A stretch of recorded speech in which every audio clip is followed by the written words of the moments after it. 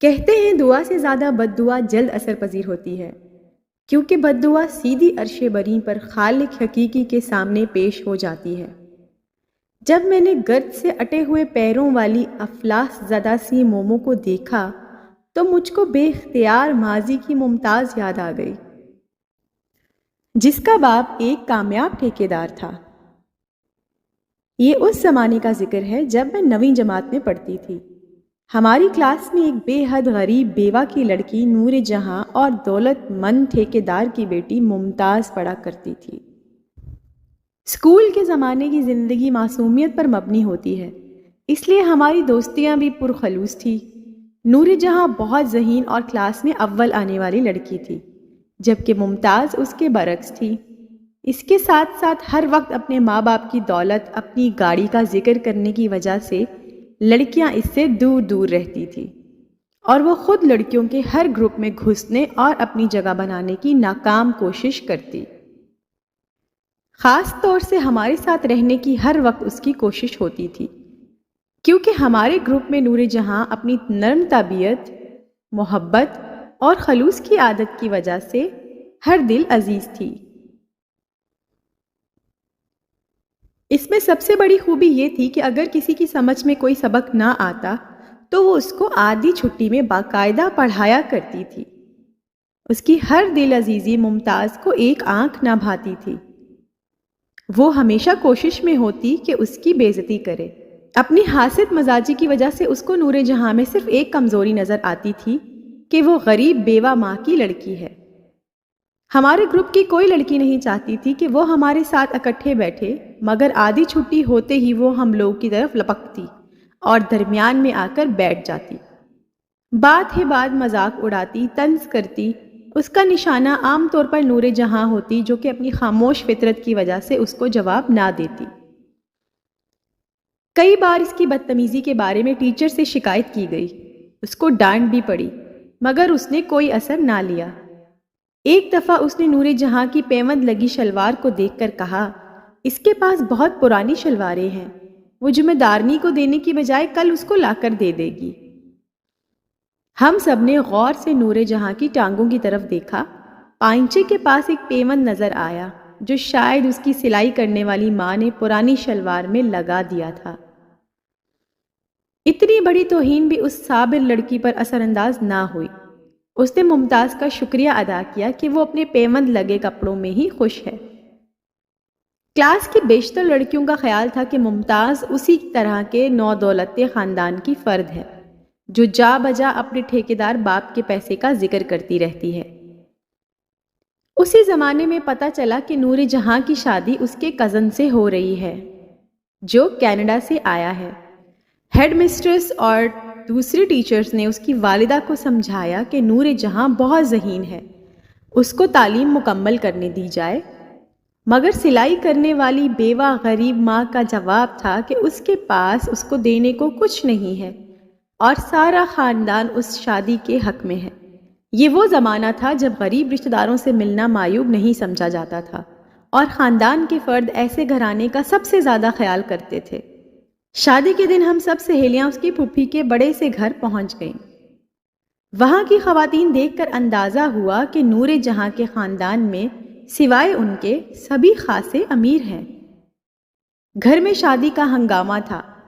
ابھی نور جہاں دلہن نہیں بنی تھی، وہ مائیوں کے پیلے کپڑوں میں ایک کونے میں بیٹھی تھی۔ ہم سہیلیوں کو دیکھتے ہی خوشی سے اٹھ کر ہم لوگوں سے چمٹ گئی۔ بارات آئی اور نور جہاں کا نکاح پڑھا گیا۔ اس کی امی ایک طرف کھڑی خاموشی سے آنسو بہا رہی تھی اور سب ان کو نکاح کی مبارکباد دے رہے تھے۔ ابھی نکاح کا ہنگامہ ختم نہیں ہوا تھا کہ خواتین کو چھیڑتی ہوئی ممتاز کمرے میں داخل ہوئی۔ اس کے ہاتھوں میں نوٹوں کی گڈی تھی۔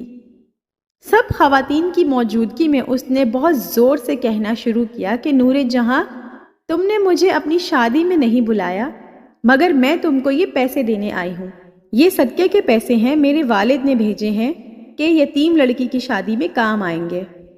اس نے شاید جان بوجھ کر 1 روپے کے نوٹوں کی گڈی بھجوائی تھی تاکہ دیکھنے میں رقم زیادہ لگے۔ اس سے پہلے کہ نور جہاں یا اس کی امی کوئی جواب دیتی، نور جہاں کی پھوپھی آگے بڑھی۔ اس سے پہلے کہ نور جہاں یا اس کی امی کوئی جواب دیتی، نور جہاں کی پھپھی آگے بڑھی اور نور جہاں کے اوپر سے 100 کا نوٹ وار کر ممتاز کی طرف بڑھا دیا کہ لو، یہ 100 روپے بھی صدقہ ہیں، ہماری طرف سے تم سب اپنے پیسے اپنے ابا کو دے دینا، تمہارے کام آئیں گے، اور اب یہاں سے چلی جاؤ، اس سے پہلے کہ میں نوکروں سے دھکے دلا کر نکال دوں۔ بارات میں آئی ہوئی خواتین جو نکاح کے وقت دلہن کے کمرے میں موجود تھی، حیرت سے اس بدتمیز لڑکی کو دیکھ رہی تھی، مگر بات اس لیے نہ بڑھی کہ وہ سب آپس میں رشتہ دار تھی۔ نور جہاں بیٹھی لرز رہی تھی۔ اے اللہ، ایک دن اس پر ایسا آئے کہ خود صدقہ مانگے، مجھے روتی ہوئی نور جہاں کی آواز سنائی دی۔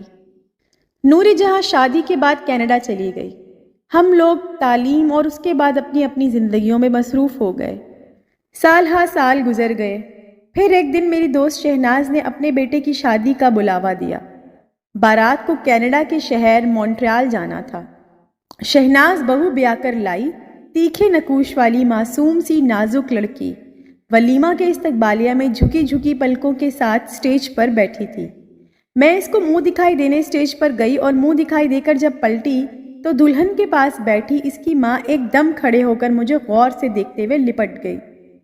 تم نے مجھے پہچانا نہیں؟ میں نور جہاں ہوں۔ یہ سن کر میں نے اس کو دوبارہ گلے لگایا۔ ساری محفل میں وہ میرے ساتھ ایک میز پر بیٹھی پرانی باتیں کرتی رہی۔ میں نے اس کو بتایا کہ اگلے ہفتے میں کراچی جا رہی ہوں، صرف اس ولیمے کی وجہ سے رکی ہوئی تھی۔ یہ سن کر اس نے اپنے پرس میں ہاتھ ڈالا۔ روشنی میں اس کے ہاتھ میں پہنی ہوئی ہیرے اور زمرد کی انگوٹھیاں جگمگا رہی تھیں۔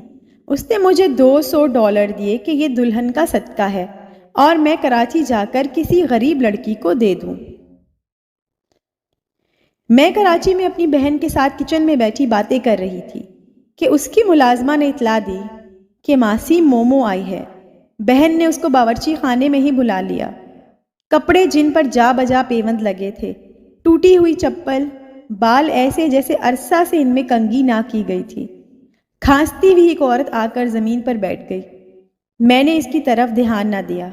پرانے کپڑوں کی گٹڑی اور بچے ہوئے کھانے لینے کے بعد اس نے جھک کر سلام کیا۔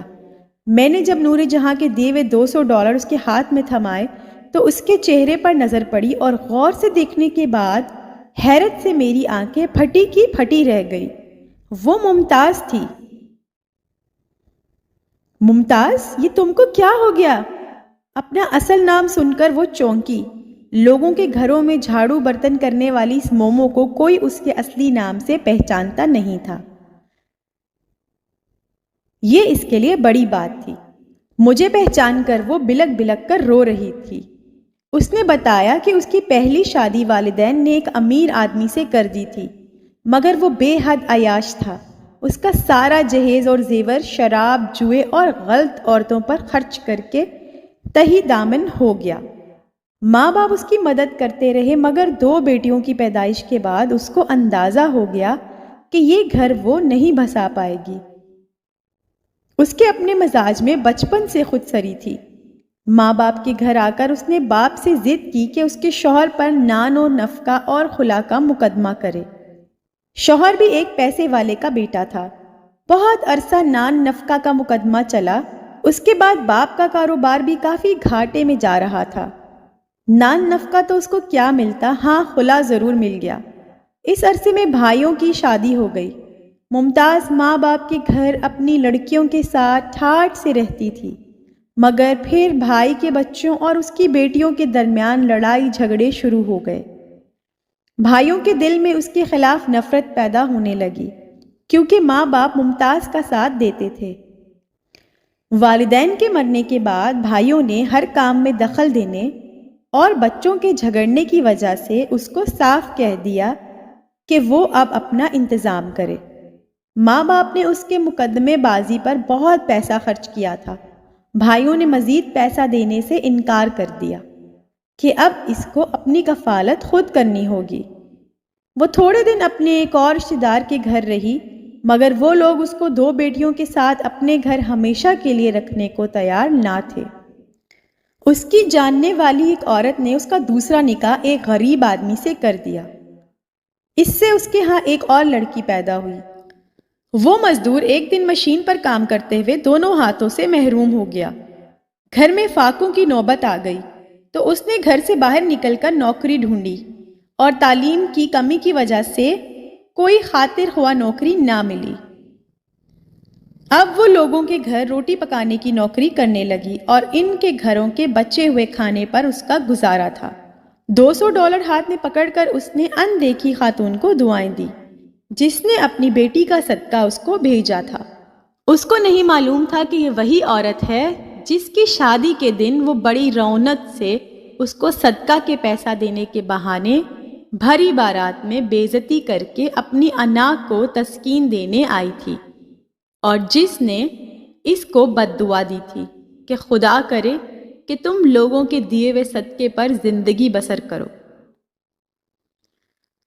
مجھے وہ دن یاد آ گیا، لیکن پھر میری ہمت نہ ہوئی کہ اس کو یہ سب یاد دلاتی۔ سچ ہے کہ بڑا بول انسان کے سامنے کبھی نہ کبھی آ جاتا ہے، اس لیے غرور سے بچنا چاہیے اور اس سے بھی زیادہ کسی دکھی کی بد دعا سے بچنا چاہیے، کیونکہ کسی کا دل دکھانا بہت بڑا گناہ ہے۔